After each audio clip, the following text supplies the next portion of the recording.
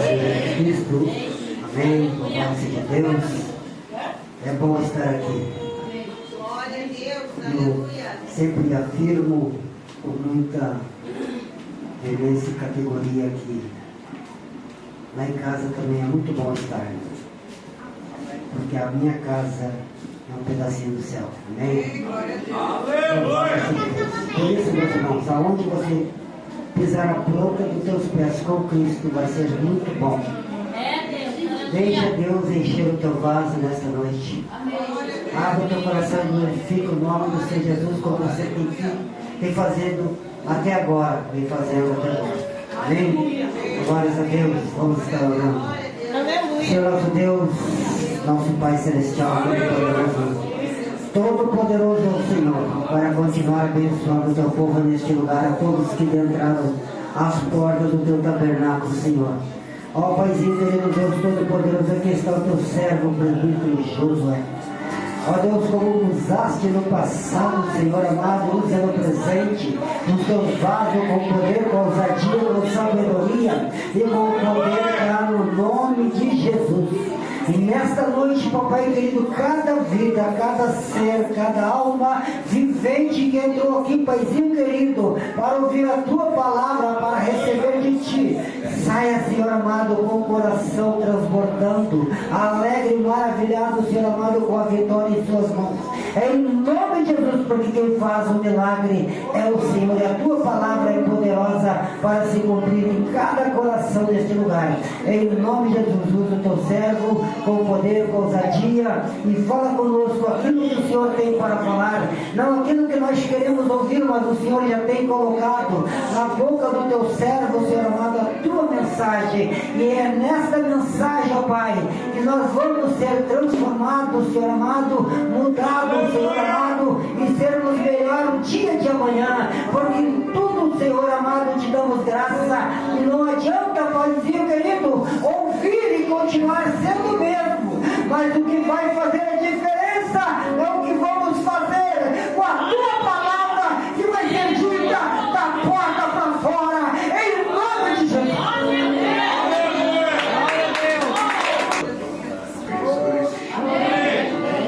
Boa noite a todos, irmãos. Aproveitamos de pé os seus exemplos da Bíblia. Aleluia, Jesus. No Evangelho de Jesus Cristo, segundo escreveu Marcos, nós vamos ler alguns versículos. Marcos, capítulo de número 4. Aleluia. Glória É uma a Deus, alegria aleluia. estar nessa congregação, Glória a Deus. vivendo alguns amigos e conhecendo mais uma parte da noiva de Cristo. Amém, Jesus. E logo estará morando na Nova Jerusalém. Glória a Deus. Quantos ainda têm esse desejo de morar? Amém. Aleluia. Deus continue abençoando o pastor Ricardo. Uma honra ele estar aqui, conhecendo esse trabalho e vendo como Deus é bom.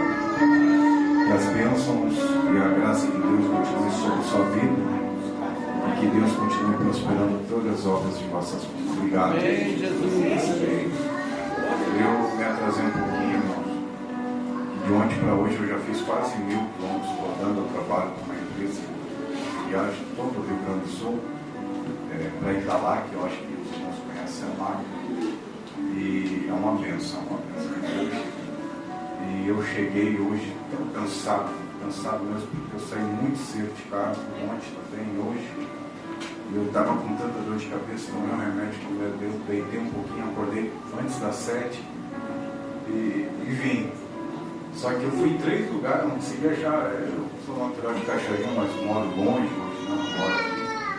E fui em Cachoeirinha, não deu certo. A GPS mandou próximo de Itapolumi, também não deu certo. Daí depois veio aqui, fui direto no Google, daí deu certo. Graças a Deus. Peço desculpa aos irmãos um pouquinho do atraso. Mas por certo Deus tem uma palavra para nós. Você crê que Deus tem uma palavra? Vamos meditar um pouquinho. Vai lá. Está muito bonita, viu, Ricardo, a congregação aqui. Eu vi, tem uma moça, nossa, tira uma foto minha aqui. Isso, eu vi que estava tirando foto, acho, dos pais. Né? Foto no deixar bem bonita a foto, tá? Tinha umas 20, uma vai ser salvada. Depois eu vou postar uma foto da igreja do pastor Ricardo. Vamos lá, você localizou? Irmão, do som. O som estava um pouquinho melhor antes. Eu acho que o senhor botou agudo aí, alguma coisa. Tenta deixar um pouco mais grossa e cuide o som para o som da igreja não ficar muito alto. Vamos lá. Capítulo de número 4. Você localizou? Primeiro, o Evangelho de Jesus Cristo, segundo escreveu Marcos, diz assim, o versículo 1. E ele começou outra vez a ensinar à beira-mar. E ali se ajuntou junto com ele uma grande multidão na praia. De modo que Jesus entrou no barco. Jesus entrou aonde, igreja? Jesus entrou aonde? Sobre o mar, e se assentou-se nele. E toda a multidão estava em terra junto ao mar. Olha que interessante. E Jesus ensinava muitas coisas por intermédio de parábolas. Agora você pula comigo lá para o versículo de número 35, que diz assim: e naquele mesmo dia. Olha que interessante, irmãos. Aqui o escritor ele não titula um dia que aconteceu o milagre, porque o homem ele gosta de titular. Tem pessoas que só cultuam no culto de domingo, tem pessoas que só cultuam na segunda da prosperidade, na terça da vitória, na quarta da bênção. Se ele tivesse falado o dia do milagre, tinha pessoas que só iam cultuar naquele dia. Mas daí Marcos diz assim: naquele mesmo dia, sendo já tarde, disse Jesus. Quem foi que disse? Jesus diz assim, ó, passamos para o outro lado, ou em algumas traduções mais novas vai ter assim, passamos para a outra margem. Por bondade, se aceite. Irmãos, eu quero ser breve naquilo que Deus tem colocado no coração. Se eu não conseguir finalizar a mensagem hoje, a gente finaliza numa outra oportunidade. O horário está um pouquinho avançado e eu moro um pouco longe aí. Vamos lá. Meus irmãos, quando nós chegamos com o Evangelho de Marcos, nós entendemos que Marcos ele foi o primeiro evangelho a ser escrito. Mateus, Lucas, eles se inspiram no Evangelho de Marcos para escrever os evangelhos deles apresentando Jesus. Olha que interessante. Quando Marcos ele vai escrever o Evangelho de Jesus Cristo, o objetivo dele é apresentar Jesus Cristo aos romanos. O objetivo de Marcos é o quê? Apresentar Jesus Cristo aos romanos. Mas, Ricardo, qual é a leitura dos romanos? A leitura dos romanos é uma leitura diferenciada. Na leitura dos romanos tinha que ter um herói destacado nela. Dentro da leitura dos romanos tinha que ter um herói destacado. Um herói que soubesse lutar bravamente, um herói que se destacasse em um campo de guerra, em um campo de batalha, em um campo de peleja.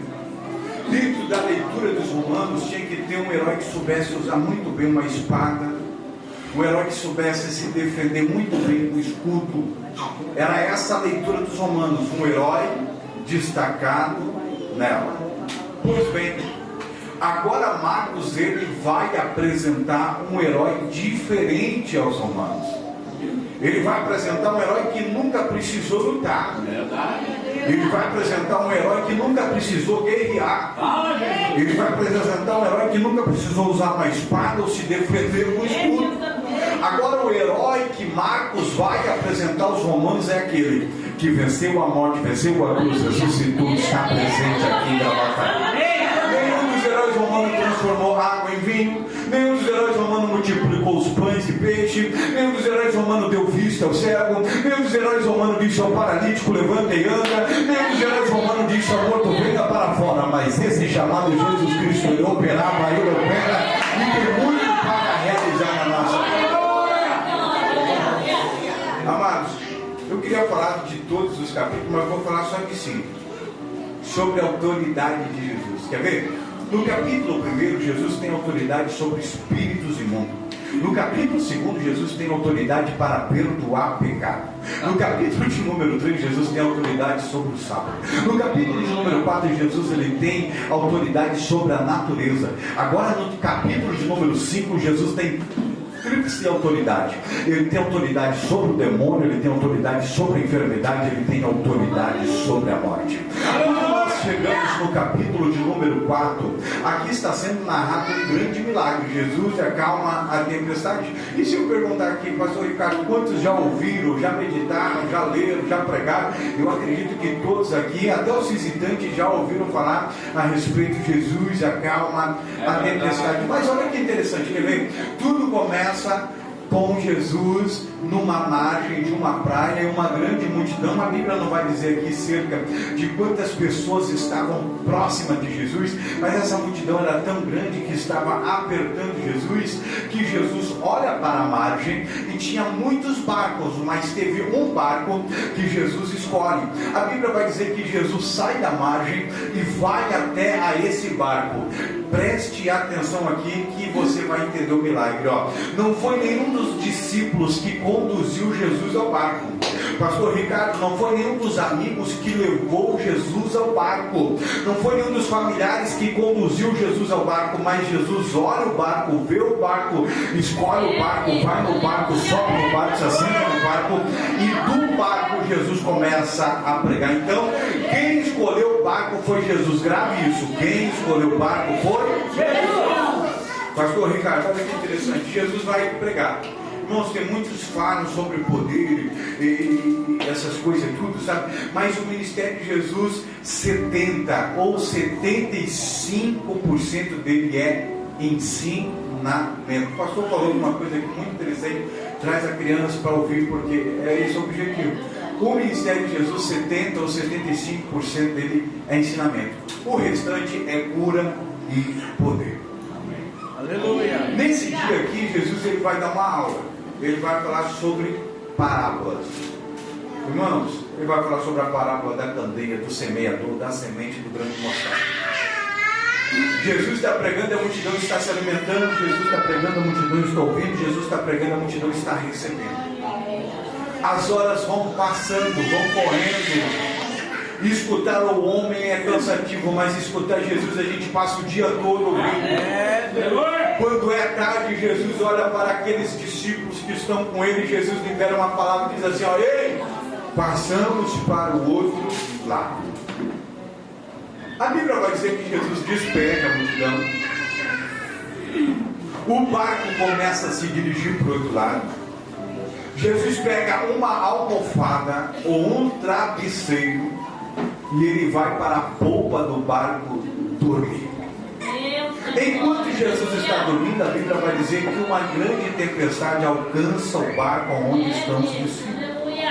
E essa grande tempestade é tão grande, tão poderosa, que as ondas crescem, o mar fica agitado, o vento balança o barco para um lado e para o outro, de modo que os discípulos estão achando que é o fim.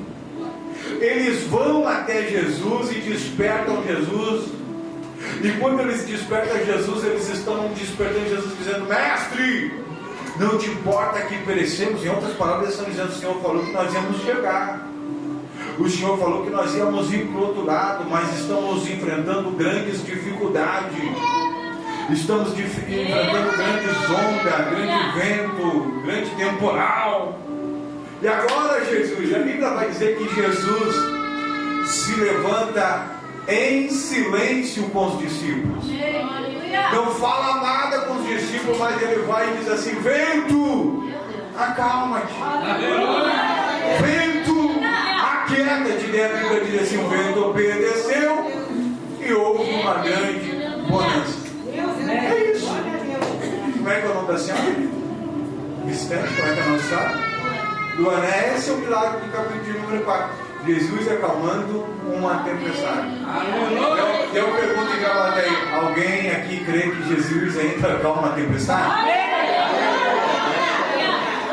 Só que dentro, irmãos, eu não tenho tempo. Se eu tivesse uma hora para trazer toda essa mensagem para vocês, mas dentro de algum tempinho que eu quero falar sobre erros. Erros que os discípulos cometeram, pastor Ricardo, para que você nem eu, nessa trajetória chamada vida, viemos cometer. Quer ver? O primeiro erro dos discípulos está aqui. Antes mesmo de Jesus falar, pegar uma almofada e descansar. Antes mesmo de Jesus despedir a multidão, antes mesmo do barco começar a se dirigir para o outro lado, antes mesmo de o barco ser atingido por grandes ventos, por grandes ondas, por grande temporal, a palavra de Jesus chegou primeiro. E a palavra de Jesus vem dizendo assim, ó: passamos para o outro lado. Agora você quer ver uma coisa? Pastor Ricardo, no dia Jesus ele prega o dia inteiro. Ele ensina dizendo assim: ei, você não precisa ter muita fé para acontecer milagre. Isso é Jesus falando. Se você tiver a tua fé como um grão de mostarda, você vai dizer para a montanha. Jesus ele ensina durante o dia. E quando ele termina de pregar, ele ora para os discípulos e diz assim: nós vamos passar para o outro lado. Mas no meio do caminho, no meio da tempestade, os discípulos esqueceram tudo aquilo que Jesus havia pregado. E o primeiro erro dos discípulos esqueceram a palavra profética do Senhor. Porque antes da tempestade chegar, a palavra de Jesus chegou primeiro, dizendo, passando. Então entenda, antes da dificuldade dos discípulos chegar, a promessa chegou primeiro. Mas aqui, se eu perguntar, quantos têm promessa aqui? Quantos têm promessa? Levanta a sua mão. Aqui tem pessoas que têm promessa de ser um grande presidente, um grande pastor, um grande obreiro, um grande levita, um grande missionário, uma grande missionária, um grande empresário, um grande porteiro, um grande mestre do som. Cada um tem uma área que Deus vai honrar, que Deus vai levantar, que Deus vai prosperar na terra. Cada um tem uma área. Mas tem pessoas aqui que têm promessa e estão achando que Deus esqueceu daquilo que Ele te prometeu por causa das dificuldades da vida, por causa das lutas da vida, por causa das tempestades da vida. Eu não sei o que você está enfrentando, eu não sei o que você está passando, mas quem sabe você está que nem os discípulos no meio de uma tempestade. Olha para um lado e não vê solução, olha para o outro lado e não vê solução, e fica se perguntando: Deus, cadê as promessas na minha vida? Cadê a promessa na minha casa? Cadê a promessa na minha família? Daí Deus me trouxe de longe para falar para alguém: as minhas promessas permanecem de pé. Se for possível, pegue na mão do seu irmão que está perto de você, dá uma chacoalhadinha na mão dele e diga assim: a promessa é de Deus. Não, diga com fé, suave para ajudar, grita no ouvido dele, diga assim: a promessa é de Deus, ela está de pé. Diga para ele, dá um glória: promessas de Deus, na tua casa, na tua família, no teu ministério, ela permanece de pé. O vento pode soprar, as ondas podem se levantar, as portas podem fechar, mas a promessa permanece de pé. Irmãos, eu fui criado aqui na Cachoeirinha, e minha avó missionária, hoje ela já descansa na glória. A gente saía, eu tinha 13, 14 anos, a gente saía de Cachoeirinha para cultuar ali no Jardim Primavera. Não sei se alguém conhece esse bairro lá. Hoje é só perigoso, mas alguns anos atrás era muito perigoso lá. E tinha uma tenda. O irmão Ricardo, não sei se chegou a conhecer lá, o meu tio cuidava dessa tenda nas quinta-feiras no culto da Vitória, bem na avenida principal ali da Primavera. Hoje tem uma Assembleia de Deus lá, estão em fase de construção, mas naquela época dava um povo lá, meus irmãos, era muita gente. Aleluia. E a minha avó, como ela é missionária, ela conhecia muita gente, se unia aqui, 3, 4 carros, aqueles carros velhos, sabe, Fuca, Chevette, Kombi, e eles saíam tudo de Cachoeirinha e iam pontuar nos cultos de quinta-feira nessa tenda. Eu lembro, eu era pequeno e eu sempre gostei de sentar nas primeiras fileiras.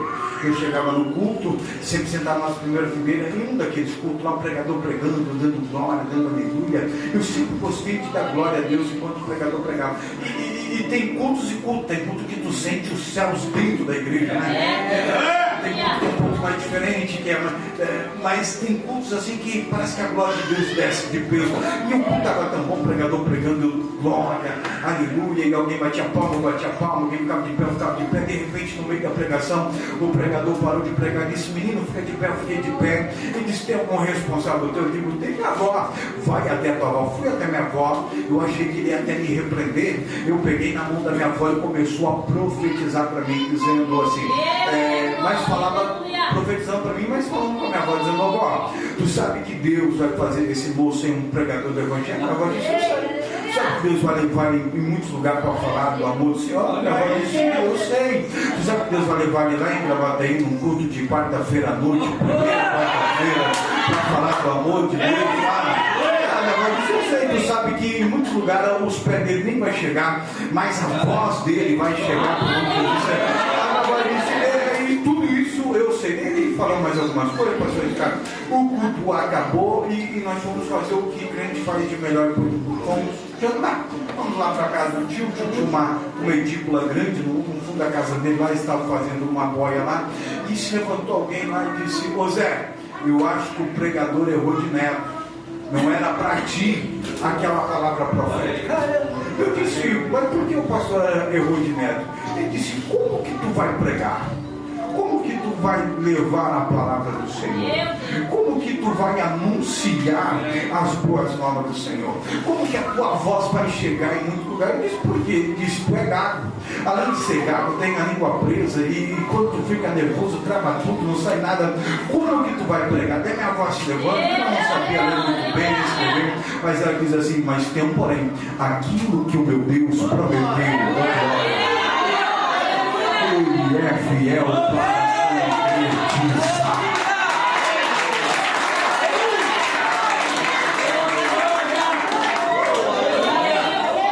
Faltou voz aqui, mas eu quero profetizar na vida de alguém. Quem sabe você já está debaixo dessa promessa 1, 2, 3, 4, 10, 5 anos, eu não sei há quanto tempo, mas Deus ele abre o céu sobre esta congregação para dizer: eu renovo hoje, eu renovo hoje, eu renovo agora as minhas promessas. Quer ver uma coisa? Em Números Deus diz assim: não sou homem para que minta, e nem filho do homem para que se arrependa. Em Jeremias Deus diz assim: o que tu vês, Jeremias? E a Bíblia vai dizer que Jeremias diz assim: eu vejo uma vara de amendoeira. Daí no capítulo 1, versículo 11 e 12, Deus diz assim: viste bem, pois eu velo sobre a minha palavra. Daí Jesus, irmão, se tu não der glória aqui, Jesus se levanta no Evangelho de Mateus, de Marcos e de Lucas, e ele diz assim: pode passar os céus, oh glória, também pode passar a terra, mas tem uma coisa: as minhas promessas. Levanta sua mão para o alto, se for possível, pegue na mão desse irmão, diga assim: esta campanha, diga, profetiza, esta campanha, Deus vai concretizar promessa na tua vida. Tu vai ver o que vai acontecer na tua vida, tu vai ver o que vai acontecer na tua casa, tu vai ver o que Deus vai fazer na tua família, nessa igreja, nesse ministério.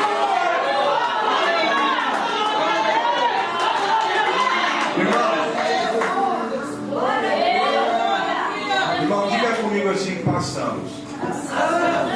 Não, esse que passamos aqui, ele é muito forte. Repita de novo. Passamos. Quem já leu o capítulo de número 4,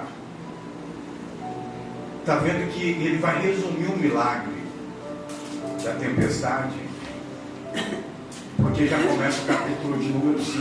Ele vai falar sobre 3 milagres. Só que quando Jesus está dizendo assim, ó, passamos, Jesus não queria só dizer passamos. Mas como Marcos ele não tem o espaço no capítulo número 4, ele só diz assim: e Jesus disse, passamos. Mas pastor Ricardo, irmãos, a gente queima a cuca estudando. Quando Jesus está dizendo assim, ó, passamos, Jesus está dizendo para os discípulos assim: a minha presença será presente dentro deste lugar. Quando Jesus está dizendo passamos, Ele está dizendo assim: vocês não vão passar sozinhos.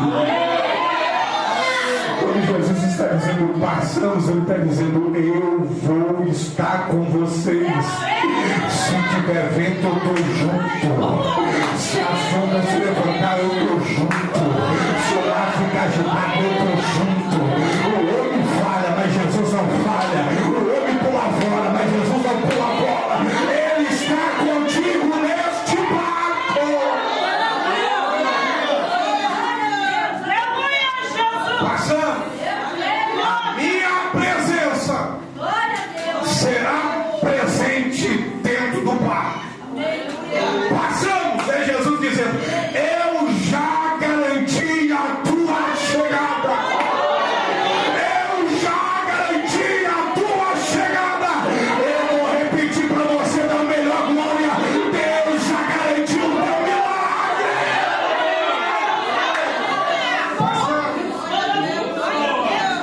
Então, para nós fechar esse primeiro ponto, não te esqueça, as promessas de Deus estão de pé. Só para o teu irmão não esquecer, diga assim para ele: por mais difícil que esteja, continue crendo. A promessa está de pé. Eu vou falar só mais um ponto, 2 minutos eu já vou devolver o microfone. Olha só. O primeiro ponto, eles esqueceram daquilo que o Senhor havia prometido, garantido, falado. O segundo, eles esqueceram quem estava no controle daquele barco. Aleluia, Jesus! Alguém pode achar que era Simão, o pescador, João, Tiago, mas não. Era o próprio Jesus Cristo. Mas alguém vai dizer: mas ele estava em silêncio. Mesmo em silêncio, ele estava no controle dele. Alguém pode dizer: mas ele estava dormindo na polpa do barco. Mas mesmo dormindo, ele estava no controle. Então Jesus me trouxe aqui nessa congregação hoje à noite só para dizer para alguém: não perdi o controle da tua história. Não, eu vou repetir para você melhorar o glória. Não perdi o controle da tua casa. Não perdi o controle da tua igreja. Não perdi o controle da tua família. Não perdi o controle do teu emprego. Eu não perdi o controle do teu ministério. O vento sopra, mas eu continuo no controle de todas as coisas. Daí, irmãos, eles despertam a Jesus. E quando eles despertam a Jesus, quem sabe eles estão a esperança em Jesus dar um tapinha nas costas, porque a nossa geração é uma geração que gosta de ouvir isso, né? Tem pessoas que quando sabem que vai vir um profeta, e eu gosto de ouvir profeta, quando vai vir um profeta pregar, enche a igreja, porque tem pessoas que gostam de ouvir palavras proféticas, é bom. Mas o melhor é ouvir Bíblia. Amém?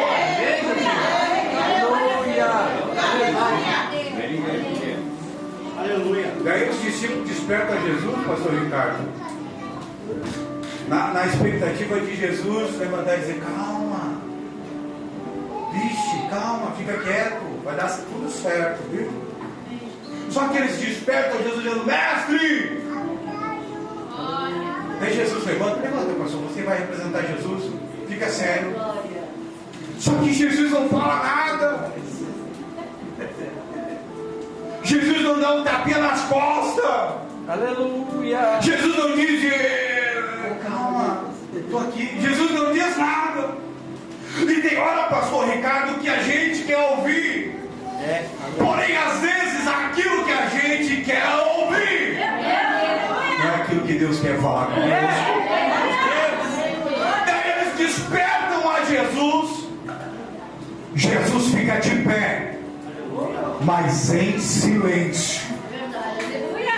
Jesus não fala com nenhum, diz: calma, Simão, calma, João, não. Meu Deus, é forte, Deus. Mas ele vai direto na dificuldade, ele diz: vento, até aqui tu assoprou, mas a partir de agora tu vai parar. Sabe o que eu aprendo aqui? Ele pode até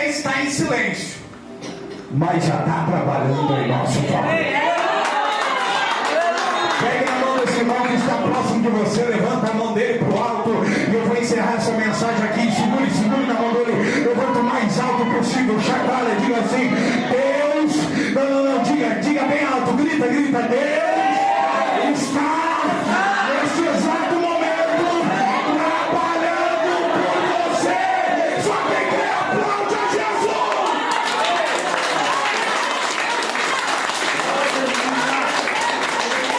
Fica de pé para nós orar. Pode se salvou aí, irmão. Pelo amor de Deus. Aleluia. Porque a igreja é bonita, né, pastor? É maior que nós. Glória a Deus.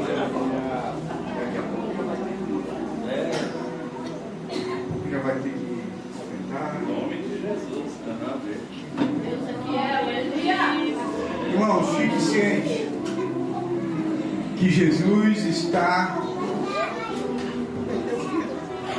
no controle de todas as coisas. Eu creio.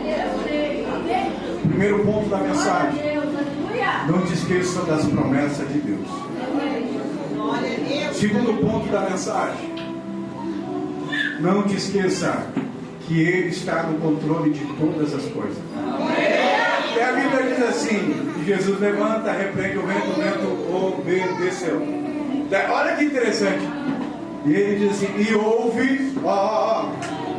e houve uma grande bonança. Os detalhes que é interessante. Começa com grande dificuldade, Mas acaba em grande estilo. começa com grande vento, grandes ondas, grande temporal, grande tempestade, Mas acaba em grande bonança.